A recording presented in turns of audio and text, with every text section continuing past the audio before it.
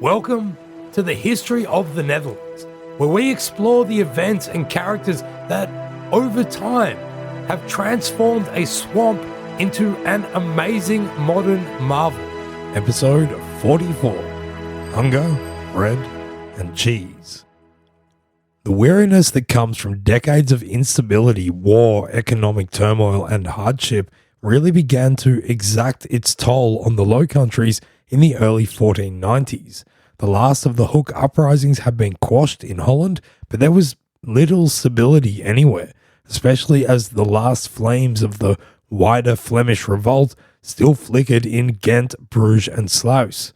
Albert of Saxony and Engelbert of Nassau, ruling in place of the now absent Maximilian, were faced with the fearsome obstinacy of Philip of Cleves, and with the seas blockaded, people across the region were underfed and unable to work. In the summer and autumn of 1490, this would result in the desperate lower classes of Bruges erupting into violence against the ducal regime once more, whereas in far north Holland, a large group of very angry, very broke, and very hungry farmers, workers, and servants decided that enough was enough, and they refused to pay the taxes that the ducal government was constantly demanding so that they could keep paying for the war. Welcome to History of the Netherlands. Today, everyone is starving and everything is revolting. Before we get into the nuts and bolts of this episode, it is worthwhile emphasizing again, right off the bat, just how devastating the last 10 years of war had been on the societies within this region. They had already been left reeling after the years of almost constant warfare which led up to the death of Charles the Bold in 1477, and it had not really calmed down since. While researching this period, we have both been openly grateful for the fact that we don't live in the Low Countries in the 1480s and 90s. The economy of Flanders had been devastated, the value of its currency had plummeted by 60%, and the monetary reforms undertaken by Albert of Saxony to try to shore up the economy had led to dire consequences for the lower classes of people, who suddenly found themselves needing to pay off debts triple what they had expected them to be, and food prices had skyrocketed across the region. And with Philip of Cleves' pirate navy blockading the seas from Flanders all the way up the North Sea to Norway, the pain he was inflicting was being felt not only across the Low Countries, but also in England, Denmark, and in the Hanseatic League cities across the Baltic Sea. There had been outbreaks of plague in Flanders, Brabant, Hainaut, Namur, Liège, Gelders, Utrecht, and Maastricht. It is not too much of a generalization to say that almost everybody in the Low Countries was suffering in some fashion throughout this period, and that most people, including the main belligerents in the war, being Philip of Cleves and Albert of Saxony, Engelbert of Nassau acting on behalf of Maximilian / Philip the Fair, were all longing for peace and for a return to some kind of normality. In the time period that this episode covers, which is roughly 1490 to 1492, there are revolts going off all over the shop. There's the one in Bruges, which we will go into shortly, and then another in Ghent, which we are going to leave for another episode, given our strict policy of sticking to just one Flemish revolt per episode. But during the time that these revolts kicked off, a large and violent peasants' revolt would spontaneously erupt in the far north of Holland. The movement would take on the moniker the bread and cheese folk. All of these revolts might have happened independently of one another, but due to the shared general condition of misery which prevailed across the Low Countries at this time, it is impossible to ignore that they follow similar patterns and share common elements with one another. Ultimately, the vast sums of money which had been either squeezed out of Flanders, Holland, and the rest of the Low Countries to fund all the military endeavours of the previous years, or which had been forcibly looted from the regions by all the marauding armies that had traipsed through them, had in the end mostly been taken from the lower classes, from the peasants, the farmers, and the workers, rather than the wealthy minority. Wealth disparity was immense, and it continued to grow.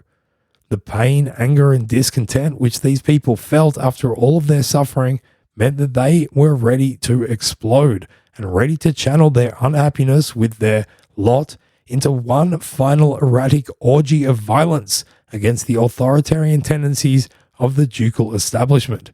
These were all revolts that came from the very lowest echelons of society and were arguably driven by the all-consuming pangs of ill temper that accompany being really hungry all the time. You might remember that towards the end of our last episode, we mentioned that in July of 1490, Bruges erupted into open revolt against Albert of Saxony and the Habsburg ducal government. The town had been suffering under a dual blockade, one by the armies of Albert of Saxony and Engelbert of Nassau, which was based at Dummer and controlled the land around Bruges, and the fleets of Philip of Cleves, which controlled the sea and operated from Sluis. Bruges' precarious position meant that no matter which side the city chose to support in the conflict that was raging between Philip and Albert/Engelbert/Maximilian, Bruges was going to suffer from destitution, deprivation, and starvation.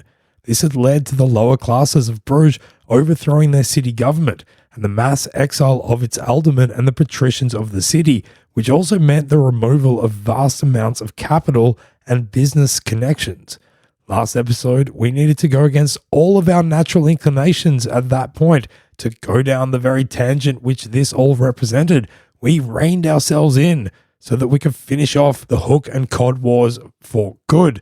And that, by the way, in line with that 1481 law that was passed in Amsterdam, is the last time I am going to mention those words in that context. Because we let it sit in the previous episode, we can spend a nice chunk of this one talking about yours and our very favorite topic, yet another Flemish revolt. Hooray!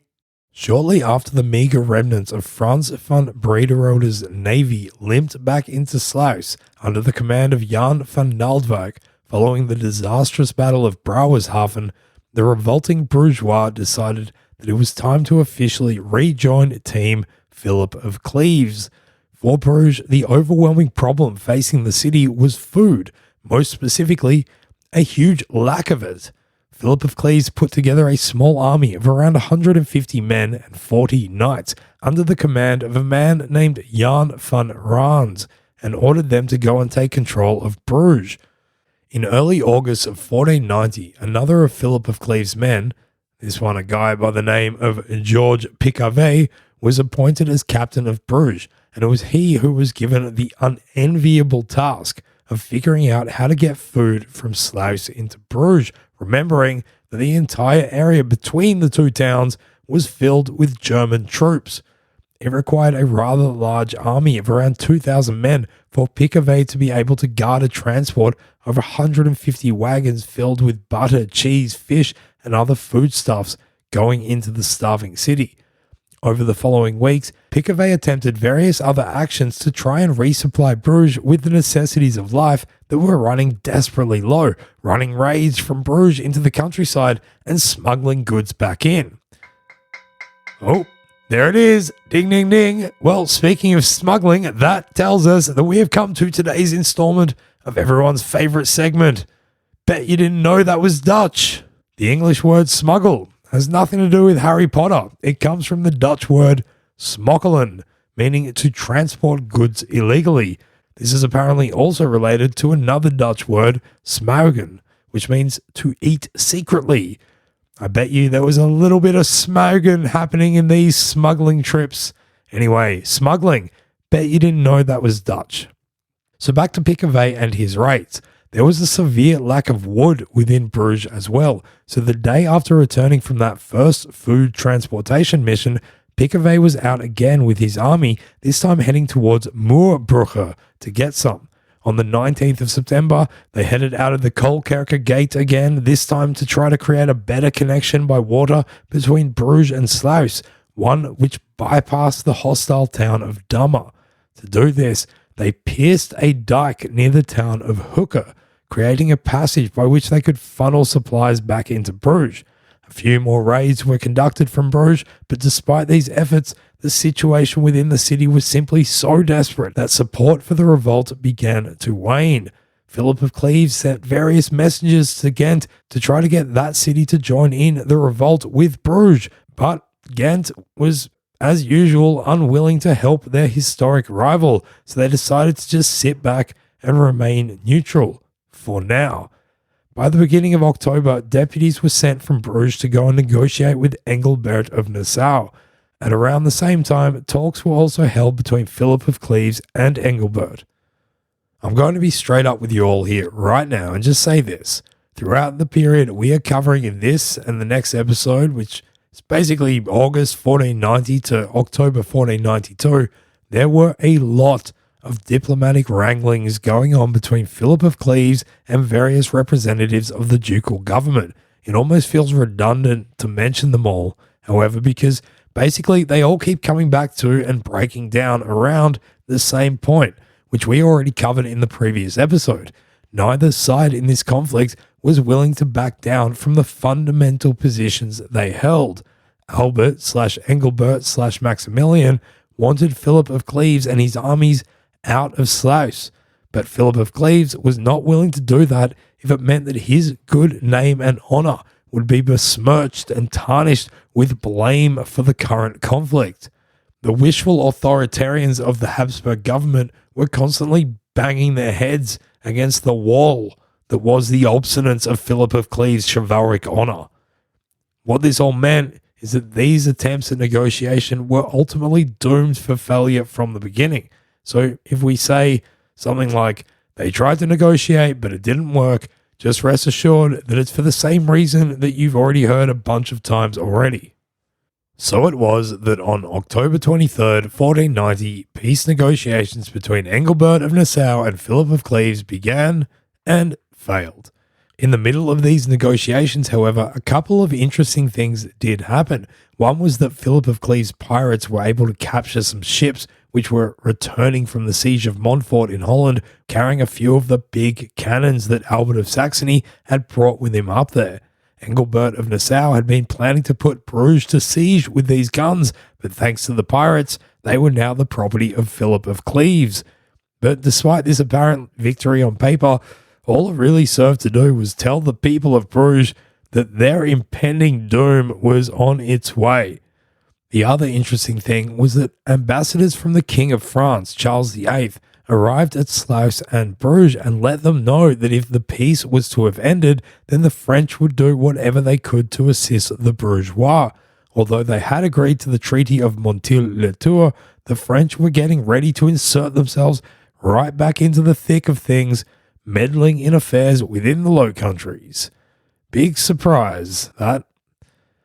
When these negotiations inevitably broke down, the people of Bruges once again swore their loyalty to Philip of Cleves. Their hunger and deprivation, however, forced them to once again take up talks with Engelbert of Nassau, which they tried to do in the middle of November, but he was not interested in negotiating. Instead, on the 21st of November 1490, Nassau, with 1,200 knights and 2,000 foot soldiers, attempted under the cover of mist to break his way into Bruges through the Eisel port. When the citizens of Bruges realized that the city was under attack, huge numbers of them ran to the city walls and to that gate, intimidating the attacking German army as only a Flemish urban population can do, so much so that they retreated, but only after setting fire to all the houses in the area. So, victory Bruges, but not a full victory. Nevertheless, the German armies remained positioned around Bruges and regularly fired 15-kilogram cannonballs into the city. Chaos reigned within the town, and the food situation was now so dire that women and children whose husbands had fled the town during the siege were forced out. Beggars and poor people who couldn't afford the soaring food prices were given permission to leave on the condition that they did not join the enemy. I reckon they would have done anything for a sandwich. Philip of Cleves must have realized that Bruges was now approaching its breaking point. On the night of the 25th of November, a team from Dummer went out to cut another hole in the dike nearby Hooker to try to get a few transport ships filled with bread and dried fish into Bruges. A German army saw this happening and tried to block the hole up, but were beaten back by Philip's men. on the night of the 28th of November, Picquet led another raiding army of about 500 men out of Bruges to go and collect those food supplies. On their way back to Bruges, at about 5 a.m. on the 29th, they were surprised when a German army of about 2,000 men under the personal command of Engelbert of Nassau, which had lain hidden on either side of the water, suddenly made themselves not so hidden and attacked. The fighting went on for hours, but despite their most valiant efforts, almost all of the men from Bruges were either killed or captured. George Picquet himself was captured and shortly thereafter beheaded. That same day, deputies were sent from Bruges to Engelbert of Nassau to surrender and agree to peace. The treaty that emerged between Engelbert of Nassau and Bruges was pretty standard stuff. On the 4th of December 1490, the people were forced to go outside of the gates of the city and fall to the feet of Engelbert, on behalf of Maximilian, of course, where he got to publicly admonish them. Their privileges and their rights were restored, but Bruges would need to pay a huge fine of 150,000 St. Andries gulden. They needed to follow all of the requirements of the Peace of Montil-le-Tour, and they had to immediately bring into effect the much despised money reforms. Also, the peace excluded by name dozens of ringleaders of the revolt, including, first and foremost, Philip of Cleves. Later that day, Engelbert entered the city of Bruges and decided to take up residence in Philip's own house, the Hof van Ravenstein. That must have given him a smug and satisfying night's sleep, but the most lasting effect that this surrender would have was on the long-term prosperity of Bruges itself. As historian Ada Fowl writes about this moment, quote, "For Bruges, the crisis was over, and the decline of the city began." End quote. Bruges would never again reach the levels of power and influence that it had long had. Having put an end to the revolt in Bruges, Engelbert of Nassau set his sights on the most pressing problem in Flanders, Philip of Cleves and his pirate den of Sluis. There were attempted negotiations at Hulst in early January 1491, which, you won't be surprised to learn, failed. After this, Engelbert of Nassau decided that the best course of action would be to attack Sluis itself. The almost indomitable position of Sluis meant that any attempt to take the city would be long and costly and require a huge amount of collective effort. There was a gathering of the states of Flanders, which discussed how exactly they were going to protect Flanders from Philip of Cleves and his army/navy in Sluis.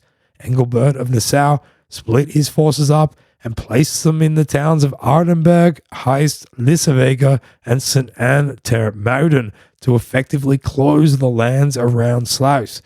At the same time, a bunch of warships were placed at the nearby town of Beerfleet, so that when the time was right, Sluis could be blockaded by sea as well. Be this as it may, Philip of Cleves, ensconced in Sluis at the beginning of 1491, was not going anywhere anytime soon, because although the revolt within Bruges had been put down, it is important to remember that Ghent, actually the most formidable and intractable of Flemish cities, was also highly displeased with the monetary reforms and the Peace of Montil-le-Tour.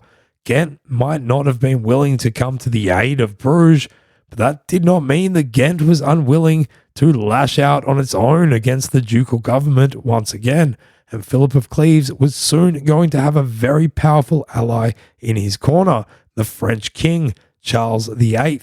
But, like we said earlier, this is not the History of Flemish Revolts podcast, and we are trying our best to refrain from talking about more than one of those per episode.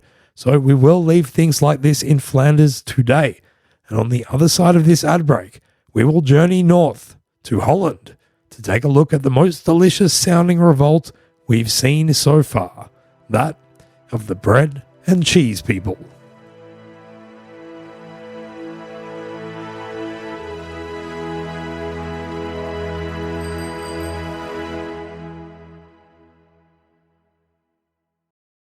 Welkom terug. Welcome back. The far northern tip of Holland contains a few smaller regional areas which kind of blend together, but still maintain a semblance of localized identities. Three of these are Kennemerland, Waterland or Waterland, and West Frisia. Kennemerland is a western coastal part of North Holland, flanked by the sea on its western side and the rest of the peninsula on its east. Waterland is a chunk of land north of Amsterdam on the old Zuiderzee coast, and West Friesland is the area north of that, which was taken over by the Count of Holland, Floris V, in the 1280s, which we covered way back in episode 11, The Murder of Floris V. In that episode, we met scores of revolting Kennemer peasants, which, spoiler alert, is about to happen again. People in both of these regions had long been incorporated into the administrative sovereignty of the Count of Holland, who had also been the Duke of Burgundy since Philip the Good, and that was the root of these problems. Up until the beginning of 1491, this part of North Holland was relatively calm. It was on the periphery of the Frans van Brederode uprising to the south in Rotterdam and the siege of Woerden under Jan van Montfort. It was also fairly removed from the unrest in Flanders. But the financial funny buggers that the ducal government had been playing with the general economy across the Low Countries, along with the increased taxation of the Netherlandish territories to pay for the wars against Philip of Cleves and against the French, began to expose cracks in this calm that would soon widen into gaping chasms of popular unrest. In Holland, people had to pay the ruitergeld, a tax which was levied to cover the costs of war. By 1491, however, because of the devaluation of currency, subsequent debt dilemma, and this tax, thousands had been made destitute. The majority of these were of the lower class peasantry, farmers and workers, but wealthy landholders were not completely immune from such a fate. At this time, and because of this, in large towns like Leiden and Amsterdam, over 10,000 people in each place were lining up for charity bread every week. Even smaller towns like Hoorn, whose total population was still fewer than 6,000, at least 2,000 are said to have been forced into poverty. It's 1/3. In the small villages, known adorably as dorpjes, the economic stress caused many people with capital to leave the countryside and to go to the big cities, leaving many would-be workers without work. This terrible situation led to scores of so-called speckholders who roamed around the countryside going from town to town. These were people who had been forced into poverty, into begging, stealing, and sometimes violently accosting the more well-to-do for their goods and monies. As the spring of 1491 unfolded, fewer and fewer people were able or willing to pay the ruitergeld, despite the continual demands and attempts by ducal bailiffs and loyal to the government urban elites to extract it from them by threat and punishment, while still more and more found themselves in or on the brink of poverty, forced into begging because of it. This soon became an even more urgent matter for the ducal government, represented in Holland in the form of the Stadhouder of Holland, Jan van Egmond. The destruction wrought on Rotterdam, Woerden, and Montfort because of the recent sieges there would need to be repaired, and this would require even more funds from an already depleted populace. From his perspective, the ruitergeld simply had to be collected. Now, the order of the following events is not certain because the main sources, chroniclers Velleius and Cornelius Aurelius, as well as a little bit from our friend Molinet, differ on dates and details. And that's just great. But in this account, we have relied greatly on the analytical assembly work of historian J. Scherkogel, and we'll try to relate these events pretty much in line with their argument of how these things played out. In early 1491, many people across West Friesland, Kennemerland, and Waterland refused to pay the ruitergeld. In response to this, sometime in late March or early April, the Stadhouder of Holland, Jan van Egmond, set off with a bunch of soldiers with the objective of throwing his weight around the region and helping to rustle up this money. Other ducal officers, such as the clerk of the Council of Holland, Jan Oom van Wijngaarden, also set out to different towns to do likewise. In and of itself, them doing this was not an unusual act. Egmont, or one of his representatives, had already carried out such actions on 8 occasions since 1489. On this one particular occasion, though, it sparked a bunch of non-compliant reactions across the board. It sparked rebellion. Whether these were directly connected occurrences or a more generally broad spontaneous sense of defiance that arose, there was fierce public resistance to ducal forces and authorities and the outright refusal to pay the tax in the farming regions between and around towns like Schagen, Hoogwoude, Hoorn, Alkmaar, and Spanbroek. Farmers and peasants, generally people who were already suffering during these times of economic hardship, simply refused to cough up the tax. Skirmishes erupted and 2 protesters were killed. This then sparked an even fiercer public backlash against Egmont and his men. Then the rioters began coalescing, coming from out of those towns and setting off on a march towards Alkmaar. In Alkmaar itself, a bunch of these rioters came together as an angry mob and stormed a house that belonged to a man called Klaas Korf, a local urban leader and tax collector for the stadhouder. Molyneux chips in here with a couple of things that the other sources don't mention. He reckons that Klaas Korf had already appeared at the court in The Hague around Christmas the year prior to complain about people not paying the tax. This paints a picture of a man who was very solicitous in his job of impoverishing people on behalf of the government. He was not at home when the raiders arrived, so managed to escape the immediate fury of the mob. We can be pretty sure that this absence saved his life, as one of his servants was tragically not so fortunate. They were killed. His house was then completely ransacked. The rebels of North Holland, driven by hunger and frustration, had come suddenly to the stage of violent revolt. Following the attack on Klaas Korf's house, disparate farmers from the region began to descend upon Alkmaar, forming what, to anyone who was on team government, would have looked like a pretty formidable force of angry and hungry people dominating the town. By the middle of April, Egmont was well aware that he needed to find a way to end the exploding insurgents and calamitous consequences of all of this before this force went on a rampage. Like I mentioned though, the exact chronology of events here is really murky.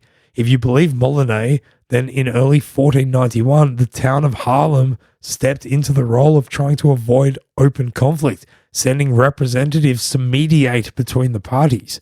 The traditional narrative at this point is that the government was lenient in its dealings and largely appeased the revolting peasantry, many of whom now returned to their farms. However, the period that is the spring and summer of 1491 is seriously confused between all the main sources.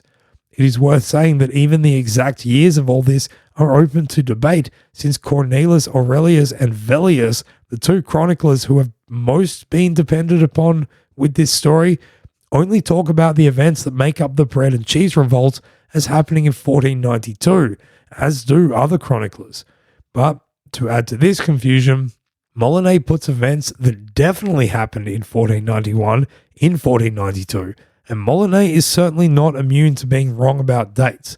Anyway, the point is that there is much conjecture about all of this, and especially about this particular phase of the revolt. There don't seem to have been any big confrontations or battles, but tensions almost certainly did not disappear. As Scherkogel puts it, after that first phase of the uprising, and during the latter half of 1491, quote, "What is certain is that the peace did not return," end quote.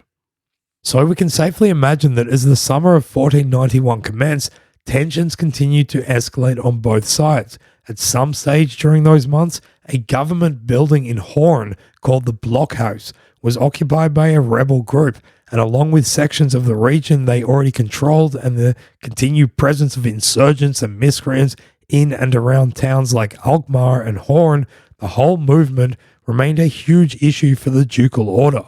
One message that went to Mechelen on the 31st of July basically says, and I am most certainly paraphrasing, that the continued disorder in Holland was because everyone was starving, so making peace with Philip of Cleves would be one way to end this uprising. At the very least, This communique shows that people in the government clearly identified that the regional tensions in North Holland were part of a wider problem in the Burgundian lands writ large, that the final burden of payment for decades of war and revolt had come to rest on the taut and bony shoulders of the Low Country's starving lower class. A mandate from the Court of Holland that was sent to one of its West Frisian administrators and payment collectors had an attached missive telling him that people who refused to pay the tax should be executed. At the end of July, 2 so-called spec holders were convicted, and coincidentally, so too was one of the suspected leaders of the uprising in Alkmaar, a man named Wouter Bartzoon.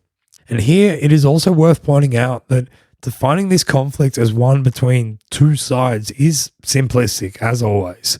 Those who were taking part in the uprising were doing so to varying degrees and for varying reasons, not all of them connected.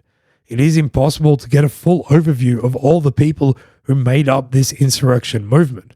Historians have looked at the verdicts handed down to the convicted in the aftermath to get some idea of who was involved, but that is only a small sample size, of course. Included within those convictions were vagabonds who had been dispossessed. There were unemployed brewers and fullers and weavers, coppersmiths, boilermakers, sieve makers, a barber, shoemakers, and innkeepers. It is unclear whether there was any genuine connection or sense of unity between so-called spec holders and the farmers or the urban citizens whose refusal to pay the Ruitengeld had kicked off this revolt. The government seemed willing to treat them like there was. One man in Alkmaar, Ray Klaassen, as an example, was both a citizen of the town and treated publicly as a spec holder. So there probably was a fair crossover, as the spec holders were an ill-defined and varied group, and many people who were classed as such would merely have been farmers or town citizens who had fallen into poverty and lost everything but perhaps the different relationships that they still maintained with fellow farmers, neighbors, family, and so on. So while it is unclear how the different parties in this revolt lined up with each other, we can safely assume that there were numerous human relationships, connections, and acquaintances woven all throughout it. A greater sense of organisation appears to have come into the uprising during the summer months of 1491. A meeting was arranged at some point early in the summer that took place in Hoorn, attended by representatives from all of the towns and the cities of Kennemerland except for Enkhuizen. At this meeting, the towns collectively agreed that to the last person, they would not pay the Ruitengeld any longer. So that was a big stake in the ground. By June, word of this popular unrest in North Holland had also spread the length of the Low Countries, reaching the ears of the former you-know-what defeated partisan rebels who had failed to hold Rotterdam and since fled to Sluis. I'm not going to say their name. Jan van Naaldwijk, the old captain of Frans van Brederode, looking for a new foothold from which to continue his unspeakable cause, arrived by surprise at Wijk aan Zee, harboured his fleet in Het Marsdiep, the strait between Den Helder and the island of Texel, and quickly had his men occupy Texel itself and the region around Wieringen on the northeastern tip of Holland. From there, he set about trying to push his agenda into this completely unrelated conflict, with further attempts on the towns of Hoorn, which is already a hotspot for the rebellion, and nearby Enkhuizen, which was more reticent than the other towns. The burghers of these towns resisted his offer, despite there being fairly strong anti-authoritarian sentiments within their walls.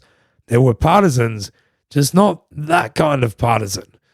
To be serious though, the general fear they had of giving support to Naaldwijk was that they would attract a siege that they would not be able to sustain or survive. Van Naaldwijk was left to partake in a patch of petty piracy on the Zuiderzee, which he spent the summer doing before heading back to Sluis. All of this, in our opinion, had Philip of Cleves' hands all over it, and the piratical policies that had been serving him so well around Sluis now served him and Naaldwijk really well in the Zuiderzee, helping to further disrupt stability deeper into Maximilian's realm. Who this spot of piracy did not serve, however, were the peasant rebels of North Holland, who in the long run would be the ones to suffer the most from what became a partial blockade of their region. What exactly happened over the last half of 1491 and early 1492 is unclear, but Hoorn and Alkmaar remained in rebel hands. This brought a lot of pressure onto the wealthier members of the towns, who now had these recalcitrant freedom fighters knocking on their doors and demanding food and drink. In the first half of March 1492, the burghers of Hoorn managed to convince, which means bribe, all the insurrectionists there to go and quarter only in Alkmaar. Along the way, this motley force of disgruntled folk took a couple of castles, Nieuwburg and Middelburg, and after they had arrived in Alkmaar, basically planted themselves in the town, making it the key focal point for malcontents seeking to join the revolt against the ducal tax. Their stated aim was to be able to afford necessary foodstuffs, such as bread and cheese. These two items became the symbols of the uprising, with banners made to display images of them, as well as the individual fighters attaching small chunks of both bread and cheese to their belts, indicating that it was these basic things they were fighting for. Don't know why they didn't just eat those chunks of bread and cheese. The Alkmaar civic government, being composed mainly of the urban elite who had much to lose, tried desperately to appease and rid the town of the bread and cheese folk, even though many of their number came from Alkmaar anyway. Although there is evidence they had some success in getting the rebels to leave, they were clearly not entirely confident in their ability to deal with these people properly, because they eventually turned to the stadtholder, pleading with him to come and sort this mess out. A flurry of correspondence surged between all the main towns and stakeholders of the region. It was finally decided that the city of Haarlem would invite representatives from the rebelling towns to come and meet within Haarlem's walls and try to find a resolution. Molyneux tells a story that during this meeting, which based on other evidence definitely took place in early March 1492, one of the rebel leaders, a guy called Antonis Willemzoon, turned up at the head of a bunch of rebels and proposed that Haarlem let the entire rebel army in. Now, the wealthier citizens of Alkmaar, where the majority of the insurrectionists were still camped, would most certainly have supported this, but the town burghers of Haarlem, unsurprisingly, very much did not. In this version, it was a day after this that representatives from towns and villages across Kennemerland rocked up at The Hague and put their case before the Council of Holland and the stadtholder, Jan van Egmond. The matter was deemed too important to decide then and there, so missives were sent to Leiden, Amsterdam, Haarlem, Edam, and Monnikendam, which were all told to send representatives to The Hague post-haste to help with the ruling. What this meant was that the petitioners had to wait a week for the decision to arrive. When the decision did arrive, it seemed a good one for the revolters.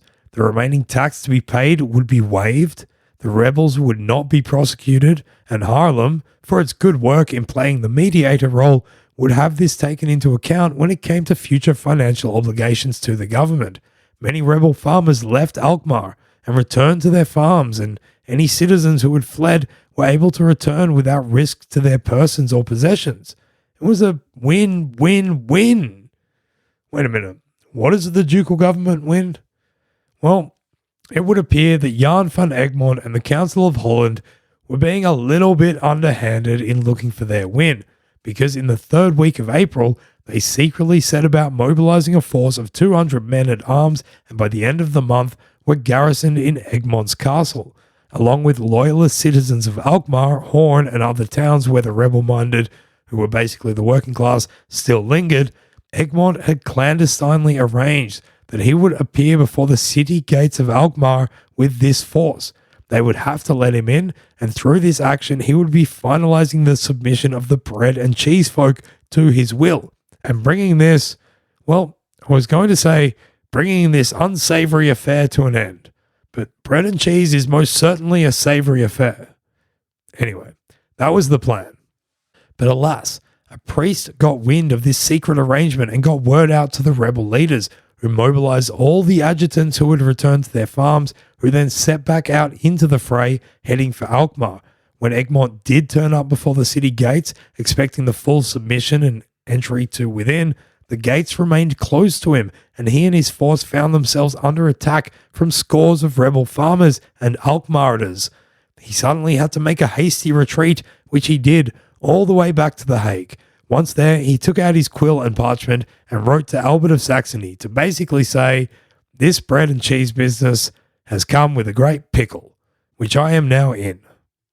This overly aggressive action by Egmont rallied the farmers once again, and as Herkokel puts it, they, quote, streamed out of North Holland, end quote, and began to arrange themselves into troop units. Shortly, they had set off, for some reason, towards Haarlem, on the way taking the towns of Beverwijk, Velzen, and Sandpoort, thereafter arriving before the city gates of Haarlem in the early evening of May 3rd. These gates remained closed to them. They asked politely and got a no, and then they asked less politely and still got a no. They were steadfastly refused by the town's sheriff. Oh no, what would they do? Well, some of their number thought they should return to Alkmaar. I reckon I would have been one of those. After all, why were they in Haarlem? All Haarlem had done in this was try to mediate between the absolutely penniless rebels and the rapacious ducal government. It wasn't their fault that Egmont had betrayed the peace that had been reached. Anyway, according to Molyneux, the besieging hungry peasant army didn't have to do much to take Haarlem, as sympathetic Haarlemers within its walls opened one of the gates for them. The rebels surged in and towards the city hall, which is where some of the, trusty old urban elite had sequestered themselves, fearing for their safety, with pretty good reason. There are two accounts of how the marauders got into the city hall. Cornelius Aurelius tells us that they offered the besieged urban toffs inside safe conduct out of the building, after which the doors were open. Molyneux, backed up by another source, on the other hand, says that it was taken by force. However it happened, the result was that they took the building, and two Haarlem aldermen and the sheriff, who had initially refused them entry into the city, were killed then and there. The next day saw particular buildings and many houses of wealthier Haarlemers ransacked and looted before order was finally restored on the second day. The city was now the base of a full-flung regional revolt. A letter was sent to Hoorn telling the rebels there to send reinforcements immediately because they now had Haarlem. According to Molyneux, soon there was a rebel army of around 6,000. About 40% of them, by the way, were from Haarlem, and the rest were from Kennemerland, Waterland, and West Frisia. On May 4th, the day after the rebel group had arrived in Haarlem, Egmont made his way to Leiden to organize the regional defense. Then, a day later, he shot off another letter to Albert of Saxony suggesting that perhaps he would like to bring all his German mercenaries that he had over there in Gorinchem, where he was, and come to lead said defense of North Holland. Being a veritable Action Jackson, Albianomosus set off almost straight away, also ordering towns and villages across Holland to send able men to Haarlem. Meanwhile, the rebels in control of Haarlem now decided to take another big scalp, Leiden. They set off with their pretty big force, 6,000 people, but when they got there on the 10th of May, they found Leiden well fortified and completely closed off to them. They attacked it anyway and managed to take a stronghold bulwark that had recently been erected outside the walls, but despite this, they could not breach the walls and gate themselves, and a fearsome sally on horseback, led by Jan van Egmont, soon saw the rebels scampering away and being hacked down. Over the following night and day, survivors slowly turned up back in Haarlem, and a bunch of the farmer rebels at this stage just gave up and returned to their holdings, now fully aware of what it often meant when meekly armed peasants came up in battle against well-armed and trained knights. Now was Albert of Saxony's turn. On the 11th of May, he sent one of his German captains, Wilwold von Schaumburg, via ship to Noordwijk, from which he and a bunch of his troops set out, going via Zandvoort and Wijk aan Zee for the rebel-held Beverwijk, which they promptly laid to siege. After a battle about which basically nothing is known, Beverwijk was taken and utterly pillaged by the ducal forces. News of this saw messages flying out of the rebel strongholds of Alkmaar and Haarlem, once again seeking to recruit any farmers and other recalcitrants to the cause. Albert then sent sternly worded messages to the major cities of Holland, warning them not to allow any one of their citizens to aid the rebels, particularly the sympathetic porters. To Leiden and Amsterdam in particular, being closest to Haarlem, he warned the city governments to deny any passage of the working class towards Haarlem or towards Heemskerk. Heemskerk is just north of Beverwijk, which had now fallen under Revolt von Schaumburg's control. So Heemskerk had become the place where the peasant farmer army was properly assembling. Naturally then, that is where the two armies locked horns on the 15th of May. And despite their formidable size, the rebel troops were no match for the experienced ducal soldiers. Scherkogel points out that the rebel cause was not helped by the fact that one of them, a guy called Peter van Leeuwenwerf, and his unit, made up of angry, hungry servants, fled the battle without taking part. On top of this, a West Frisian auxiliary force was on its way to help out, but got there too late. It's in times like that that one of the most commonly used Dutch words comes to mind. It means disappointing.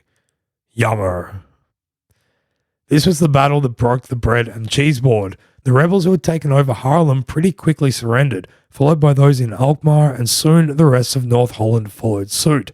Albert of Saxony had waved his wand of power and ensured that the immense resources of his office would not suffer a dent by an uprising that the Stadtholder and the Council of Holland had been unable to keep under check.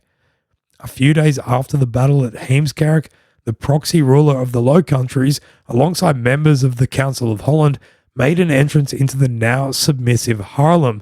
Albert oversaw the handing down of reparations and punishments, which included a bunch of executions as well. And that was the end of the bread and cheese folk. Although, just as we saw with previous bouts of factional or social conflict in Holland, which we refuse to mention anymore, although the label of the movement disappeared, the roots of unrest remained. There would be continual meetings of malcontent in West Friesland well into the year, and even as late as October, Albert was prepared to send troops up to Holland to ensure that his enforced stability of the region was maintained. I think we can safely say, however, that variations of rebellious chatter and feelings of discontent towards the government and wealthy minority would very much remain. By the middle of June, Albert had left North Holland to return to Zeeland, where he would rejoin the ongoing preparations for the ongoing conflict that had been the biggest thorn in his side since taking over from Maximilian. Sluis was being laid to siege because none of those negotiations between Philip of Cleves and Albert had gone anywhere. But we, dear listeners, we are going somewhere, which is out, to celebrate King's Night. So we will leave it there for now. And should we survive the first legal King's Day festivities since the pandemic, then we will meet you here next time on History of the Netherlands. Thanks so much for listening to History of the Netherlands. We are pumped to have been receiving all kinds of nice words from people from random corners of the internet lately, on Reddit, in reviews, in emails, Twitter. If you are enjoying our show, please consider spreading the love about it to people you know by sharing our podcast with friends, family, social media acquaintances, or even just strangers. Just go up to someone you don't know and just say, smugglers. Bet you didn't know that was Dutch. Reviews on your podcast player also really help the algorithms which control our lives to push our show in front of more people. So if you were to do that, we would love you forever.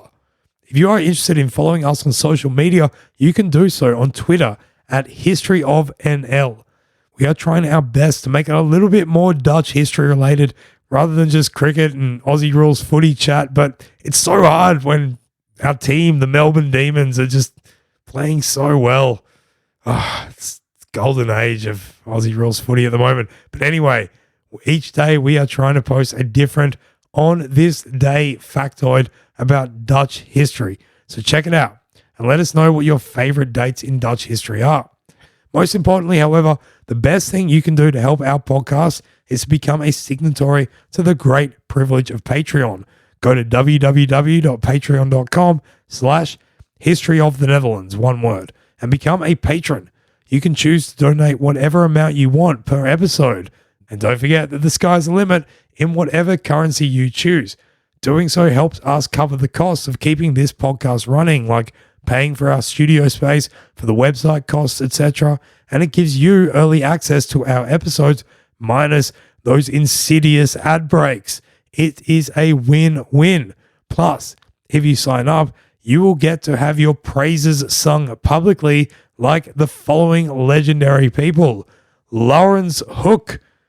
You are the only person, Lawrence, who can entice me to say that word again. And thankfully, it is in the context of your endearing generosity and our immense gratitude. Thanks so much, Lawrence. With a name like that, you would have either fit in very nicely during the 150-year civil war in Holland, or perhaps had a very troublesome time when you were introducing yourself. Hello, I am Hook. I am Cod, prepare to die. We are going to save you any enduring trouble that might still exist from this and lend you the nickname of the late, great David Hooks. Hooksy. Cheers, Hooksy. Cynthia Van Dyke. Cheers, Cynthia, or as she's known to her friends like us, Virgil. On the verge. Edgy. Enrique Gutierrez. Thanks a lot for your support, Enrique. His Dutch friends call him Kerken. His Aussie mates like us, Kirky. And you can figure that one out. James the Czech.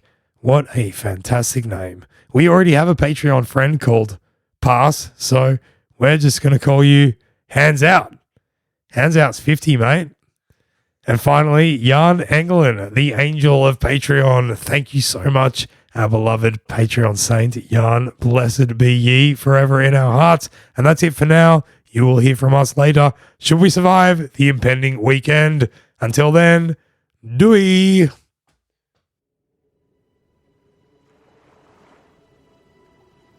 Thanks for listening to History of the Netherlands. You can get detailed show notes at our website, historyofthenetherlands.com. From there, you'll be able to find other podcasts and projects that we've created.